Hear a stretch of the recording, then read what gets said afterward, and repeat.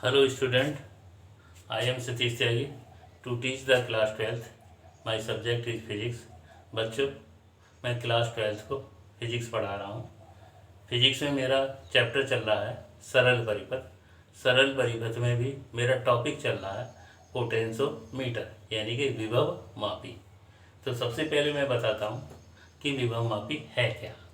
विभव मापी एक ऐसा यंत्र है जिसकी सहायता से किसी भी सेल का विद्युत वाहक बल तथा दो बिंदुओं के बीच विभवांतर यथार्थ रूप से नापा जा सकता है। तो फिर सुन लो, विभव मापी है क्या। विभव मापी एक ऐसा यंत्र है जिसकी सहायता से किसी भी सेल का विद्युत वाहक बल और दो बिंदुओं के बीच विभवांतर नापा जा सकता है और विशुद्ध यथार्थ रूप से। यथार्थ का मतलब बिल्कुल सही सही। हम वोल्टमीटर से जो विद्युत वाहक बल नापते हैं वो यथार्थ नहीं होता, क्योंकि वोल्टमीटर का इंटरनल रेजिस्टेंस होता है जिससे कुछ विभव वहाँ पर खर्च हो जाता है। इसलिए वोल्टमीटर एक्यूरेट विद्युत वाहक बल नहीं नाप सकता।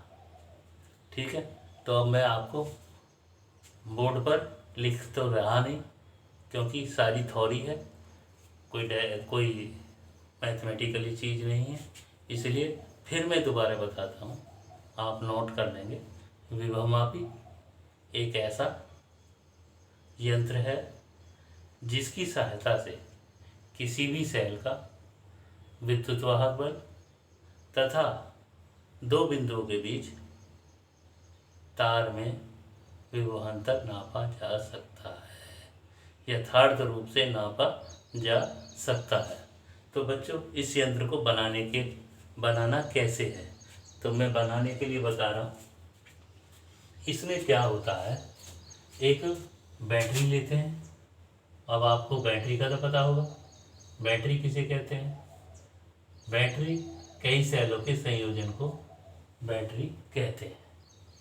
तो ये एक बैटरी हो गई, इस बैटरी का नाम मैंने B1 रख दिया।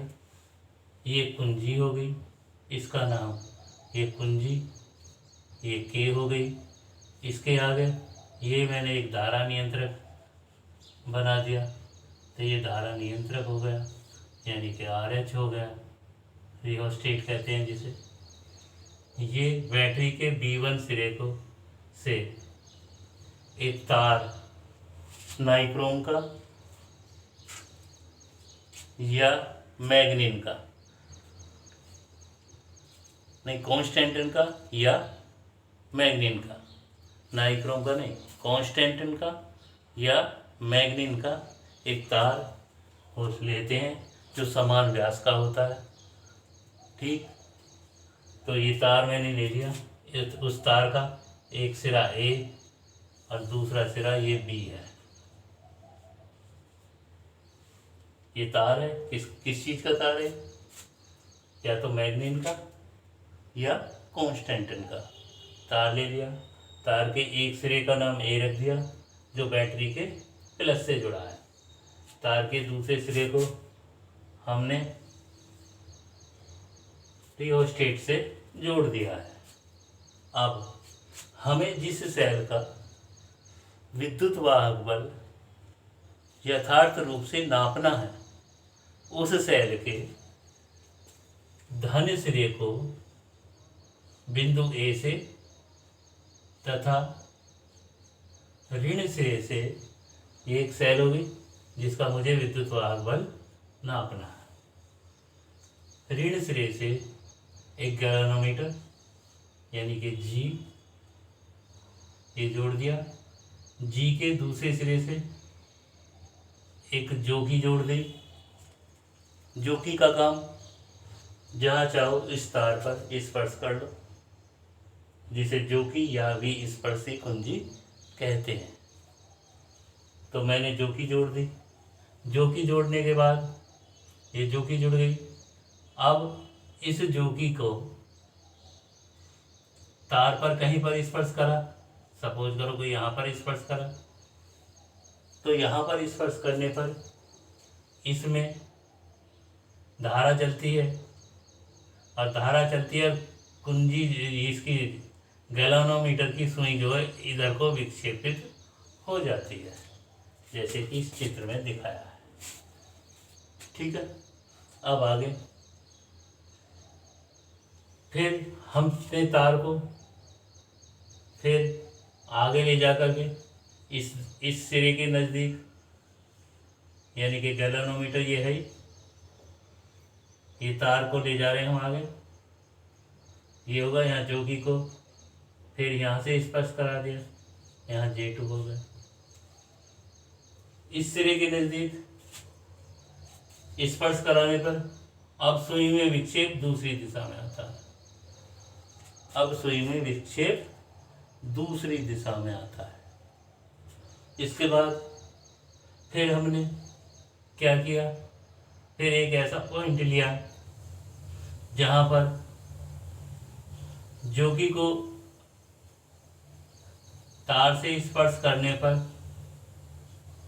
विक्षेप शून्य होता है, यानी कि मैंने ये यहाँ स्पर्श कर दिया, तो यहाँ स्पर्श करने पर ये शून्य विक्षेप। तो बच्चों ये अब जरा इसमें देख लेंगे, इसमें हम क्या होता है, जब बैटरी धारा देती है, तार AB में धारा बहती है, तो इसमें विभव का पतन होता है। तो विभव का पतन क्या होता है, यहाँ V अनुक्रमानुपाती L, यानी कि तार की लंबाई के अनुक्रमानुपाती। भाई ज़्यादा लंबा तार होगा तो ज़्यादा विभव पतन होगा, यानी कि विभव में कमी आएगी। जैसे जैसे लंबाई बढ़ती चली जाएगी, ए और इनके बीच का विभवांतर बढ़ता चला जाएगा। जैसे जैसे यहाँ से इधर को लंबाई बढ़ती चली जाएगी, वैसे वैसे ए और बी के बीच विभवांतर बढ़ता चला जाएगा, अर्थात V अनुक्रमानुपाती L, V अनुक्रमानुपाती L, या V बराबर KL। KL क्या है, एक अनुक्रमानुपाती नियतांक हो जाएगा। फिर समझ लो, इधर से जैसे जैसे हम इधर को चलते जाएंगे तो विभव का मान घटता चला जाएगा। ये धनात्मक है, ये उच्च विभव है, ये ऋणात्मक है, ये निम्न विभव है। उच्च से निम्न की तरफ जा रहे हैं तो विभव में कमी होती चली जाएगी। तो यानी कि जैसे जैसे लंबाई बढ़ेगी वैसे वैसे विभव में कमी होगी। अब यहाँ पर देखते हैं कि सर्वप्रथम हमने क्या किया, कुंजी को यानी कि जोकी को ए सिरे के नज़दीक J1 से मिलाया। जोकी को क्या किया, जोकी को ए सिरे के नज़दीक J1 से मिलाया। तो J1 से जैसे हम मिलाएंगे, ध्यान से देखना है, मिलाने पर ये लंबाई कम, तो यहाँ पर बैटरी के द्वारा विभव कम, यानी कि विभवांतर कम। जब बैटरी के द्वारा विभवांतर कम है, अब यहाँ सेल का विभवांतर ज़्यादा है, सेल का विभव ज़्यादा है, इसलिए इसमें जो धारा होगी, इसमें यानी कि इस गैल्वेनोमीटर में सेल की धारा की प्रधानता होगी। अर्थात सेल की धारा की प्रधानता का मतलब सेल जो धारा दे रही है उसकी वजह से इसमें ऐसे धारा बहेगी। जब ऐसे धारा बहेगी, यानी कि ये तीर क्या कह रहा है, तीर ये कह रहा है कि बैटरी जो है धारा दे रही है। क्यों दे रही है, क्योंकि इसके और इसके बीच विभवांतर कम है और सेल का विद्युत वाहक बल ज़्यादा है। जब इनके सिरों के बीच विभवांतर कम है तो ये तो कम हो गया, ये ज़्यादा हो गया, और ज़्यादा होने का मतलब इसकी चलेगी। इसकी चलेगी का मतलब क्या, सेल की धारा के अनुसार चलेगी, यानी कि इससे इसमें ऐसे धारा बहेगी। समझ में आ गया होगा। क्योंकि मैंने आपको बताया ए सिरे के नज़दीक ये जो कि मैंने यहाँ J1 पर स्पर्श की है, J1 पर स्पर्श की है और इनके बीच का डिस्टेंस कम है। जब डिस्टेंस कम है तो इसके सिरों पर विभवांतर कम होगा, यानी कि ये कम ये ज़्यादा, ये ज़्यादा, तो इसका प्रभाव होगा। जब इसका प्रभाव होगा तो क्या होगा, सेल की धारा ऐसे बहेगी, यानी कि सेल इसमें धारा कैसे बहेगी, EAJ1E ऐसे धारा बहेगी। चलो अब तो ये समझ में आ गया होगा। अब आगे चलते हैं, हमने जो कि को अब बी सिरे के नज़दीक टच करा दिया। जब बी सिरे के नज़दीक टच कराया तो तार की लंबाई ज़्यादा बढ़ गई। अब तार की लंबाई ज़्यादा बढ़ गई, इसके सिरों पर विभवांतर ज़्यादा हो गया, ये कम रह गया क्योंकि सेल का कम रह गया। तो जब सेल का कम रह गया तो कुछ धारा इधर से और कुछ धारा इधर से, यानी कि अब यहाँ पर बैटरी की धारा बहेगी, यानी कि इस बिंदु पर धारा कुछ ए ई और ऐसे होते हुए J2 पर जाएगी। इसलिए यहाँ तीर का निशान इधर को है। समझ में आ गया होगा। फिर बता रहा हूँ, A J2 के बीच की लंबाई ज़्यादा है, इसलिए A और J2 के बीच विभवांतर अधिक है, यानी कि बैटरी के द्वारा इस पर विभवांतर ज़्यादा, सेल के द्वारा कम है। तो ताकत इसकी ज़्यादा है तो इसमें क्या होगा, इसमें बैटरी की धारा बहेगी, यानी कि धारा इसमें अब ऐसे चल रही है, ऐसे चल रही है, यानी कि धन से ऋण की तरफ चल रही है। अर्थात इसमें इसकी धारा पहले उल्टी थी, यहाँ कैसे थी, इसमें धारा ऋण से धन की तरफ चल रही थी। जब इसमें ऋण से धन की तरफ चल रही थी तो इसमें विक्षेप इधर को, अब इसमें धारा चल रही है धन से ऋण की तरफ, तो विक्षेप दूसरी साइड को हो गया है, यानी कि इधर को विक्षेप हो गया है। अब बच्चों धीरे धीरे हमें क्या करना है, ऐसी स्थिति लानी है इसमें कि जो कि को ऐसे बिंदु पर स्पर्श कराना है जहां पर विक्षेप शून्य हो, जहां पर विक्षेप शून्य हो। मान लिया वो बिंदु J है, इसका अर्थ ये होगा कि इसके सिरों पर जितना विभवांतर होगा उतना ही सेल के सिरों पर विभवांतर होगा। तो मैं लिख देता हूँ शून्य विक्षेप, शून्य विक्षेप की स्थिति में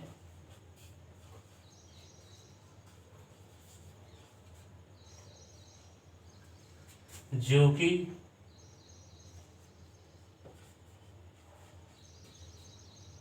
बिंदु J पर स्पर्श होती है, पर स्पर्श होती है,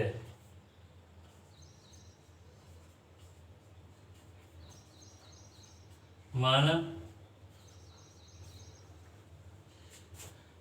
बिंदु A से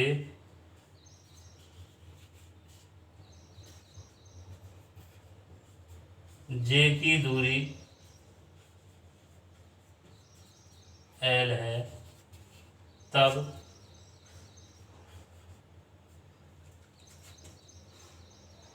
A व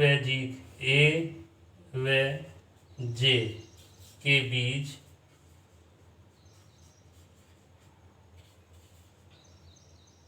विभवांतर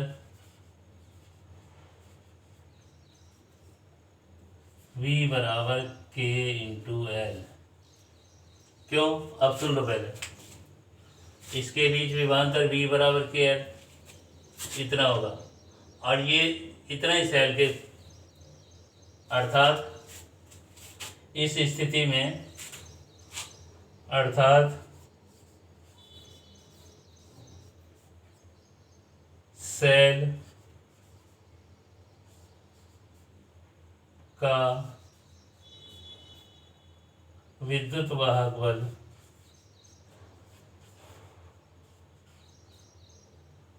E बराबर V बराबर KL, क्योंकि यहाँ शून्य विक्षेप की स्थिति है, इसका मतलब ये इसके सिरों पर विभवांतर बराबर इसके सिरों पर विभवांतर। बच्चों ये एक एपरेटस है, इसके द्वारा हम लैब में किसी सेल का विद्युत वाहक बल भी निकालेंगे, सेल का आंतरिक प्रतिरोध भी निकालेंगे, दो सेलों के विद्युत वाहक बलों का भी तुलना कर सकते हैं। बच्चों ये बोर्ड में आता है, ये बहुत ही इम्पोर्टेंट है। हम इसे अधिक सुग्राही बनाने के लिए ये जो तार ए बी है, ये तो एक ही है, इसकी जितनी ज़्यादा लंबाई होगी उतना अच्छा ये होगा। इसलिए बच्चों आज का शिक्षण समाप्त होता है। फिर दोबारा बता रहा हूँ मैं, ये बोर्ड के पॉइंट ऑफ व्यू से बहुत इम्पोर्टेंट है। जो मैंने आपको समझाया है इसे आप अपने आप हिंदी में लिखें, अपनी कॉपी पर नोट्स बनाएं, आगे परीक्षा में ये आएगा। तो सेल का विद्युत वाहक बल E बराबर V बराबर K × L। ठीक है, धन्यवाद।